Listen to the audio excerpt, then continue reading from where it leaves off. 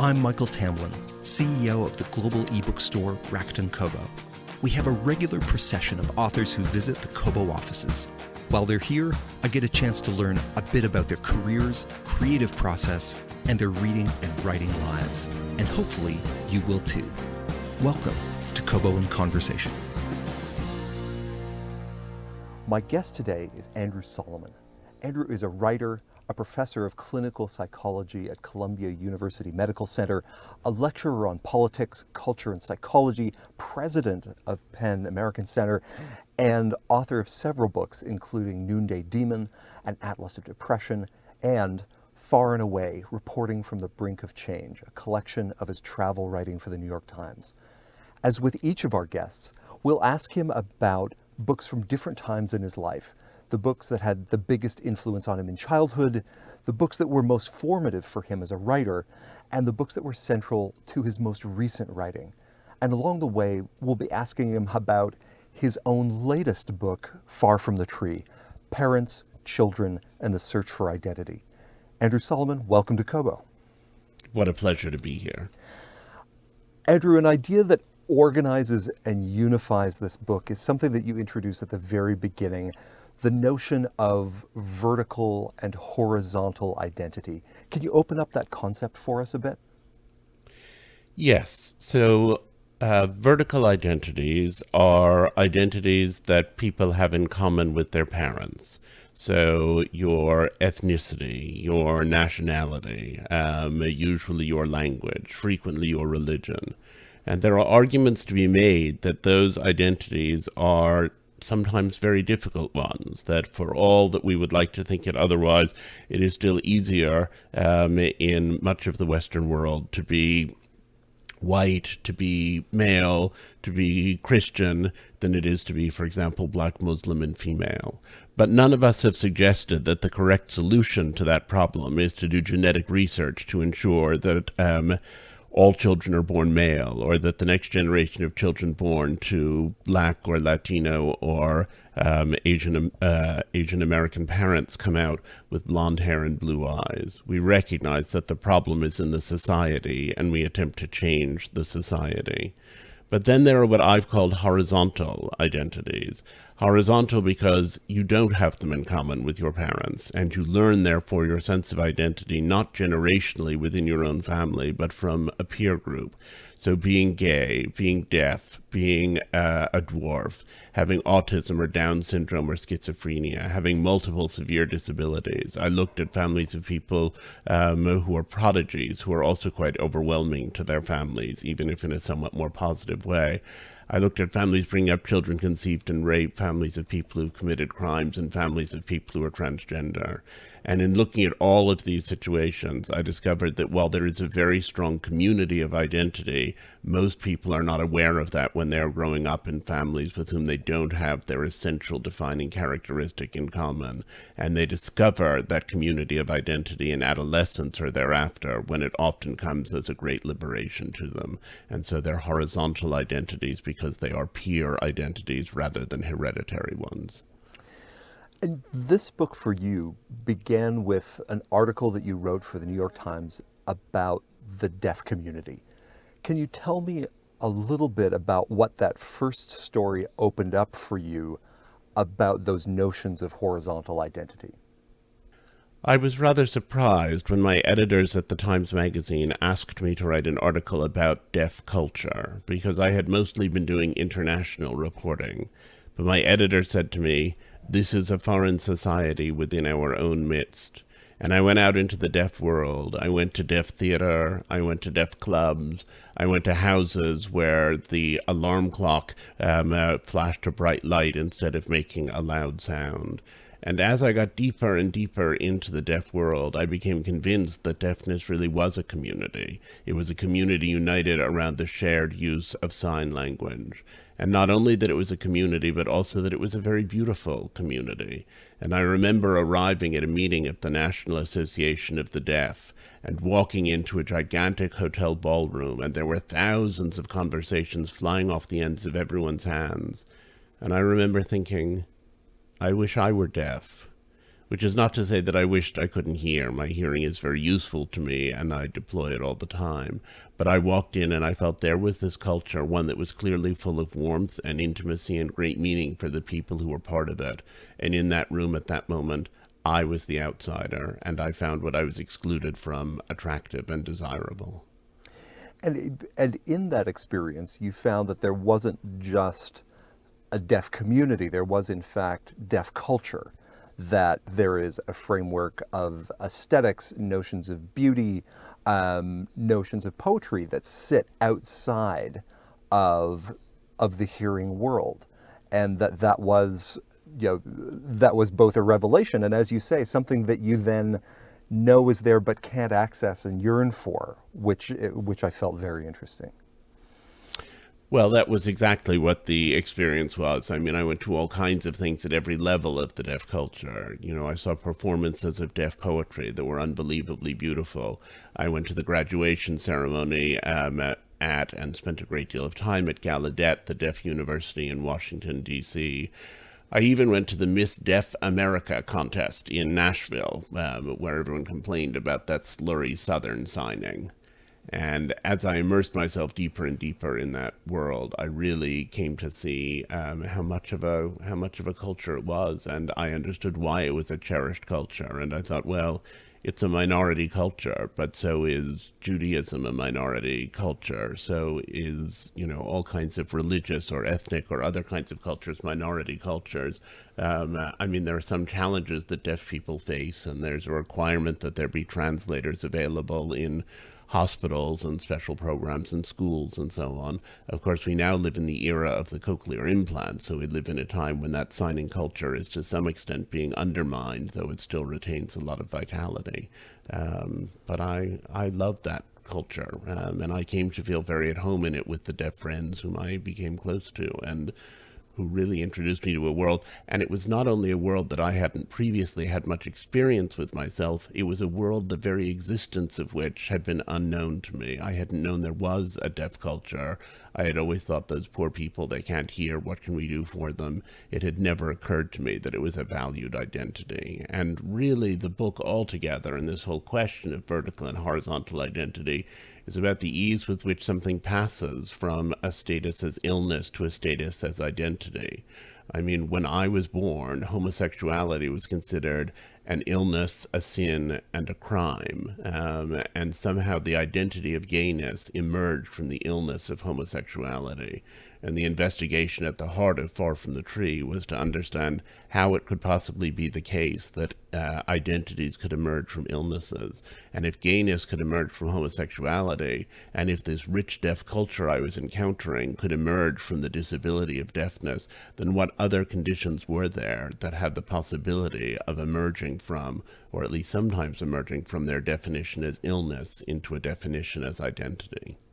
And one of the critical points in that narrative that you establish at the very beginning, you reference cochlear implants and parents being able to decide to fix a deaf child, and putting that in parallel to your own experience of growing up as a gay man. What would happen if parents could fix a child who was gay, and the effect that that has both on the notion of difference and the idea of these cultures that emerge up from horizontal identities. And that was an arresting moment for me as I was starting the book, and then put all of the subsequent chapters into perspective around that. I think parents have two primary obligations. There's an obligation to change your children. You have to change your children. Not changing your children constitutes neglect. You have to give them an education. You have to instill some moral values. You have to try to teach them some manners. You have to change your children. And the other obligation is to accept your children for who they are and celebrate them and give them the feeling that who they are is exactly who you wanted and is exactly the most wonderful person in the world. And some things clearly need to be changed, and some things clearly need to be celebrated or accepted, and other things fall in a foggy middle. And my book was really about investigating that foggy middle and understanding how it came to be that parents were so confused about what to change and what not to change. So we have a moment when there are more changes available than ever before. Deaf children can get cochlear implants. Children with achondroplasia, the most common dwarfing condition, can get BMN 111, an experimental drug that blocks the action of the gene that causes achondroplasia. In the instance of many kinds of differences and anomalies, blood tests that can occur earlier and earlier in pregnancy allow people to terminate pregnancies with children who have got those differences and whom they don't wish to raise for that reason. And I think that that's great scientific progress, but I think we also have had social progress in which people with differences are more readily accepted. And I champion the social progress and write about it a lot in the book. And I also believe in scientific progress, but I think they're often blind to each other and don't recognize each one the other one as they go forward. And I think that's a great tragedy. And I worry about the cultures and ways of life and understandings that we're losing.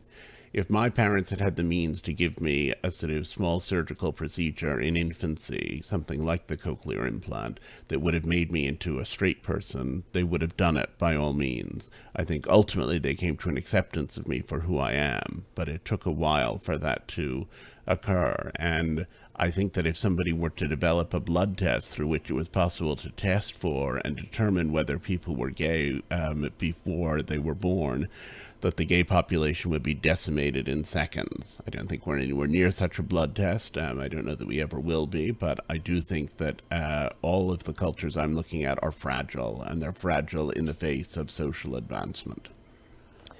You draw on your own experiences of gayness, of dyslexia, as you explore different kinds of horizontal identity. Going back to your beginnings, you were an exceptional reader but had difficulty with writing. Can you talk a bit about books and words and their place in your life when you were growing up? Well, I was verbally very advanced. My mother always claimed that I started talking when I was about 6 months old, and I was physically very slow. When I once asked my mother, "What do you think was the great trauma of my childhood?" she said, "Learning to walk." She said, "There you were." She said, "You were 2 years old and you still couldn't really do it, and you struggled. You struggled all the way through to be able to deal with the physical world." So language was very important to me, and communicating was very important to me, and it was the basis for my interaction with everyone around me. But I had dyslexia, and I also had some other mild learning disabilities. And my mother, who had been a school teacher, recognized those challenges when I was very little, and she helped me learn to read, and she sat with me patiently for hours and hours and hours and made me think that we were doing something really fun, and helped me learn how to sound out words and how to read what I was looking at. And then when it came time for my family to apply for me to go to school. They applied to 14 schools, and I was turned down by all 14 schools on grounds that I would never learn to read or write. And I've had many problems in life, and that is not one of them. And I was finally accepted in second grade by a school where they agreed to take me because my father had been at law school with the headmistress's son, and they took me even though I was never going to learn to read or write. So I now say to people who are going through all of those traumatic processes of having children assessed at an early age that the very definitive assessments you get may not turn out to be true. But language was where I lived, and it remained where I lived. And friends of the family are always saying, "I remember when you were 2 years old and you said you were going to grow up and be a writer and write books. And look, here it is. You are a grown-up and you've done exactly what you said you were going to do." I always knew language was the only thing I had entirely on my side. And so when you were in those moments with your mother, what were the books were you reading? Which were the ones that first pulled you in to stories and writing? Well, the books that I read with my mother were often books that were designed to get you started on reading, and it was my father who read me stories every night before I went to bed, and those were sort of more fantastical. They shifted over time. I mean, some of them were the very obvious ones. I loved Winnie the Pooh. We must have read the Winnie the Pooh stories 10,000 times. I still love them. I wanted my own children to love them, and they liked them fine, but they didn't respond to them in the way that I did.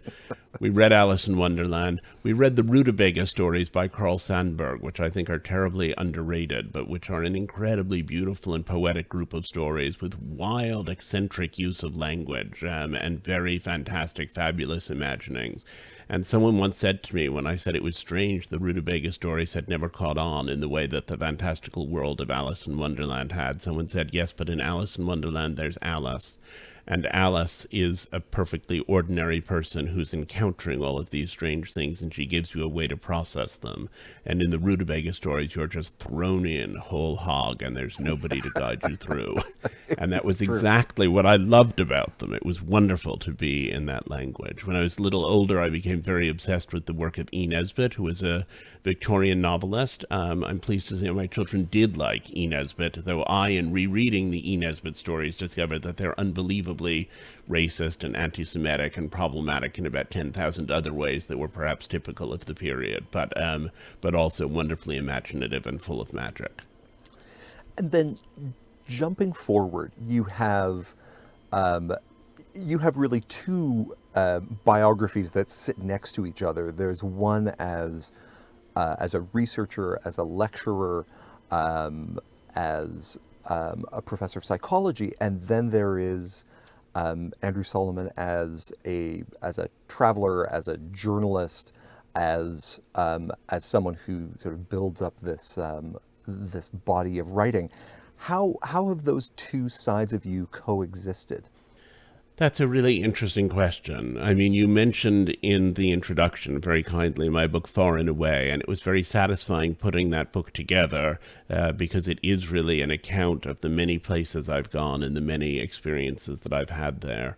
When I was little, I was quite a frightened child with very little sense of adventure. I wanted things to be safe and to be comfortable and to be at home and to be with my parents. And then at a certain point, I realized I was missing out on a lot of the world because I was afraid of it. And I made a sort of very determined choice at some point in late adolescence or early adulthood that I was going to have a life in which I engaged with the world and I was going to have a sense of adventure. So to some extent, there was just that personal transformation. But I also became really obsessed with questions of justice and equality and the way that they played out on an international stage. And so my first book was about a group of Soviet artists and the way their lives changed during Glasnost, a group of artists who had believed through the Soviet period that they lived in a regime that was trying to destroy truth itself, and that they were the guardians of a truth that they would keep alive so that they could shout it from the rooftops when freedom came. And I was struck by their incredible moral purpose and by the power of their interactions with others. And I had the extraordinary experience with which I opened Far and Away of being with them during the putsch that brought an end to the Soviet Union, when Gorbachev was kidnapped and when Boris Yeltsin first rode in on his tank.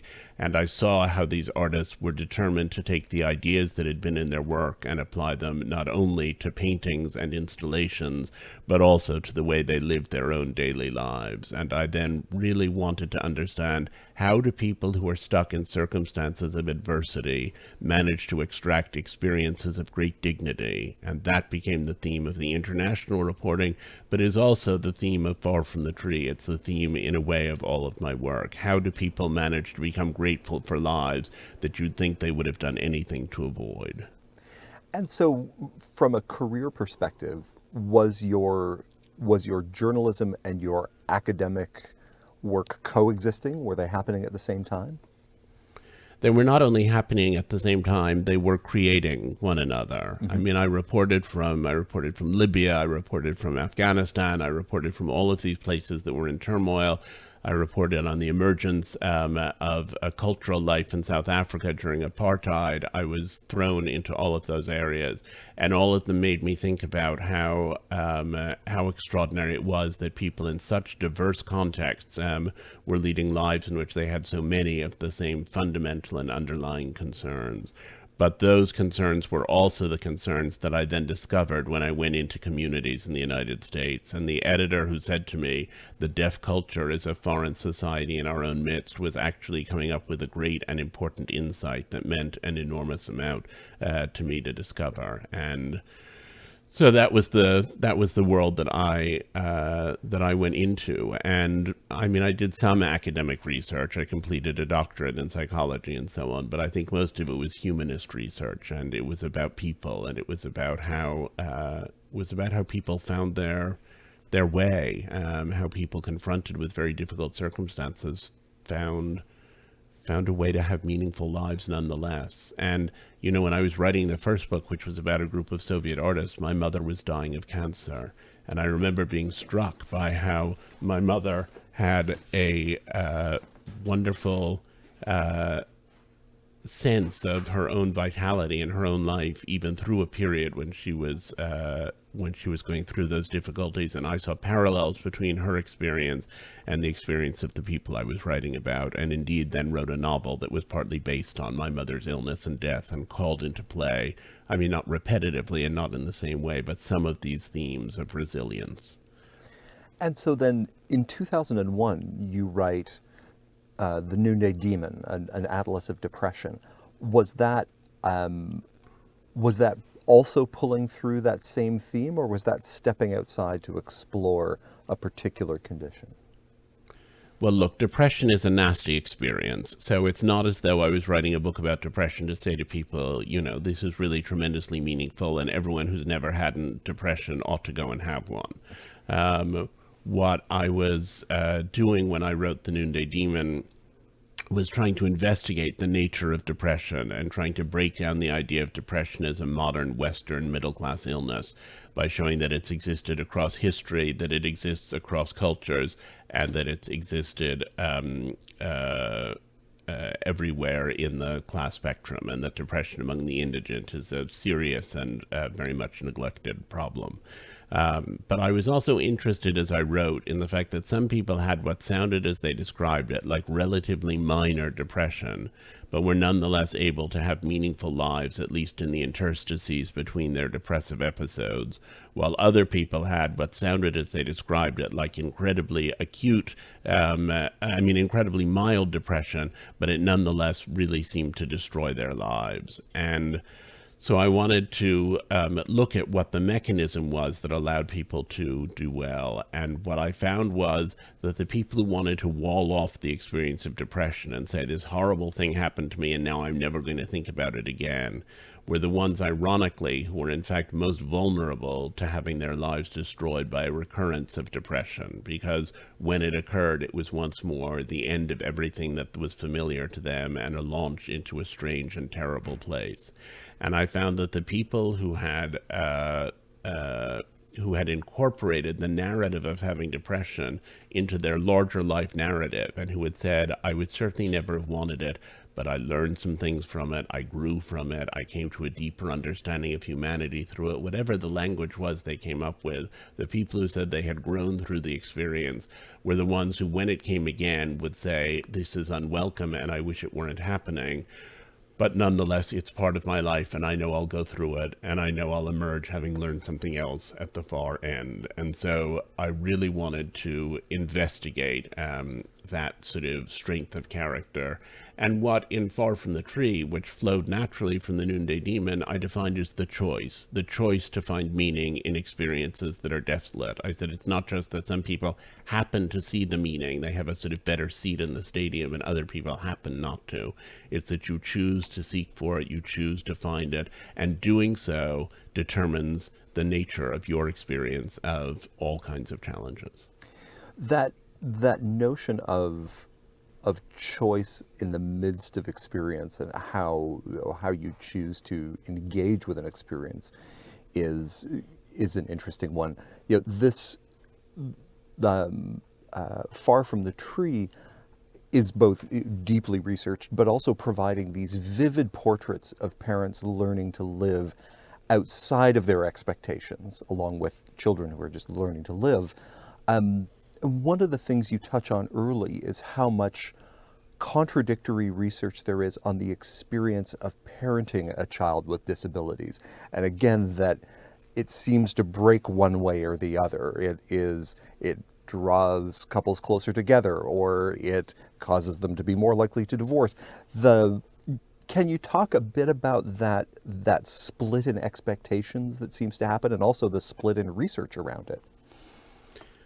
Well, the research is very confused. I mean, there are very good studies, for example, that show that parents of children with disabilities are more likely to get divorced. There is very good research that shows that they are less likely to get divorced. And there is very good research that shows that they get divorced at about the same rate as everyone else. So you go off into the field and you start reading the research studies, and it would be convenient for my thesis to kind of cherry pick and decide, well, we'll just put in that group of statistics. But the reality is that people have found everything. And my conclusion was that having a child with a disability makes you both more and less likely to divorce, which is to say that it exaggerates what was already present in the marriage or partnership. And if it was a very strong marriage or partnership, it's likely to get stronger as you deal with this significant challenge. And if it was an already damaged and weak relationship, then it's likely to fall apart as you have the overwhelming stress of dealing with children with these significant differences. So that was really what I wanted to understand. There is so much diffuse analysis, but this question of finding meaning, which I mentioned a minute ago, seemed very crucial. And one of the studies that was central to my thinking as I wrote Far from the Tree was one in which a group of women, I don't know why it's always the women, but it is always the women, but in this study it was a group of women who had just given birth to children with a variety of challenges and disabilities, were asked, do you expect to find meaning in this experience? And then the researchers went back 10 years later and they looked at these families. And the families of the women who had anticipated finding meaning were doing better on every possible clinical measure than the families of children who had not anticipated finding meaning. So that finding meaning is not only a luxury for the mother, but will also to some degree determine the experience of the child. And I don't want to disparage mothers who don't find meaning and aren't able to do that. Different people have different capacities, and it's not my role or place or wish to judge anyone. But darn, if you can find the meaning somehow, if you can invest the experiences you're having with value, then you'll be able to survive them, whether that experience is living in apartheid South Africa or that experience is having a child with autism.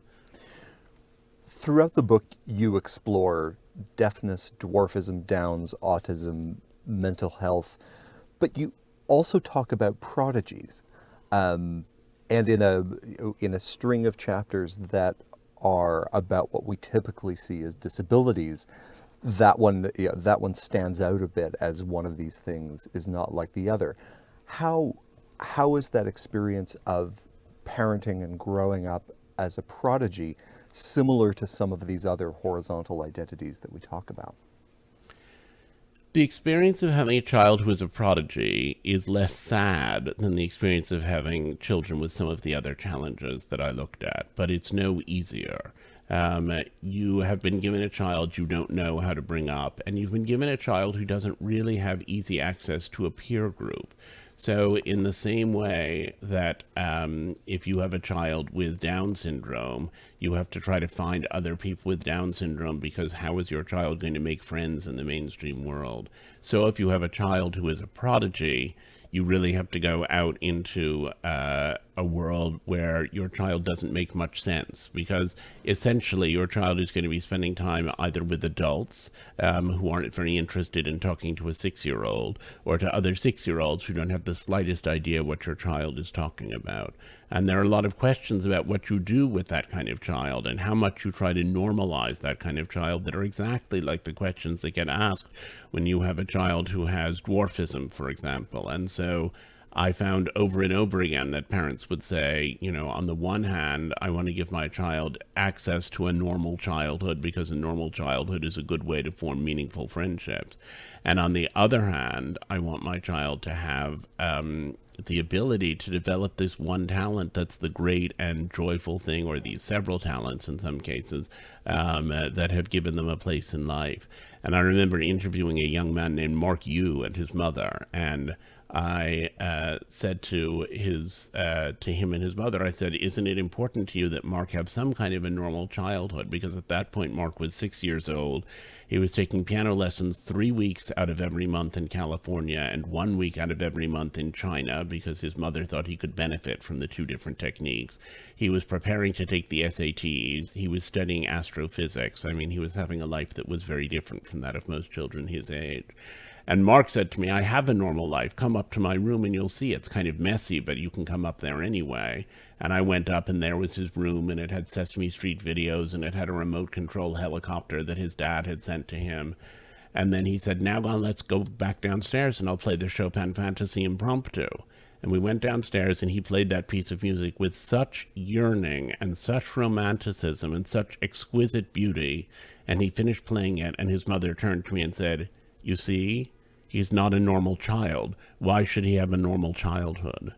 And I thought, when she said it, I don't know that the choices she's made are the ones that I would make, but I recognize that they had a certain integrity and validity. And the question of how much do you make your child part of the mainstream, and how much do you put your child in a community of other people who are like him, that's a question that haunts all of the conditions I looked at in the book. One of the identities that seems especially hard to look at, and one that, as the chapter came up, I braced myself for, is the idea of a child born from rape. Can you talk about the experience of Marina James? I really wanted to indicate that the experience of having a stigmatized identity could exist even in instances in which the child didn't know that the stigmatized identity existed, that it could exist even for children whose stigmatized identity was a terrible secret of their mothers, and had nothing to do with their biological condition or with a sort of defined difference or disability. It had to do only with where they'd come from. And so I looked at children conceived in rape, and I looked at how parents managed, mothers particularly, managed to bring up children who were so intimately associated with an enormously traumatic experience in their backgrounds. And as I wrote about them, I was struck over and over again by the complexity of that experience. And the person who is most striking to me in some ways was someone who had been raped when she was 18, unlike most of the people in the chapter who were raped by people they knew or in circumstances in which they had felt invulnerable. She had a kind of traditional classic rape in which she was pulled into the backseat of a taxi in New York City and raped by two men and became pregnant at the age of, I think she was 16, and ended up having this child. And when I met her, it was many, many years afterwards. And we did a long interview. And at the end of it, I said, "Do you ever think about the men who raped you?" And she said, "Yes," she said. "I used to think about them with fear and terror and anger." She said, "But now I think about them with pity." And I said, "With pity?" I said, "Do you pity them because they were the sort of unevolved people who would do something as terrible as what they did to you?" And she said, "Well, there's that," she said, "but I really think about them with pity because they have a beautiful daughter and two beautiful grandchildren, and they don't know that, and I do. So as it turns out, I'm the lucky one." And it seemed such an extraordinary point to have arrived at, in contradiction to the trauma of what had happened to her. The struggles of those parents were in a way emblematized by a woman I interviewed in Rwanda. I went to Rwanda because there were so many women who were raped as part of the strategy of the genocide in Rwanda. and they were having very, very difficult lives, and were not well accepted by the society they were in, and were seen as traitors to the Tutsi race and so on and so forth. And there was one ravishingly beautiful woman whom I interviewed, who I think because she was so beautiful had managed to remarry, as many of these women were not able to do. And I said to her when I was interviewing her at the end of the interview, "Do you have any questions for me?" Which is something that I always ask people at the end of an interview. And I had, the ordinary run of responses was, well, how long are you staying in Rwanda? Do you think you'll publish this in French? Are you going to use my real name? And this woman looked at me and she said, "Well, you're in this field of psychology, right?" And I said, "Yes." And she said, "Can you tell me how to love my daughter more?"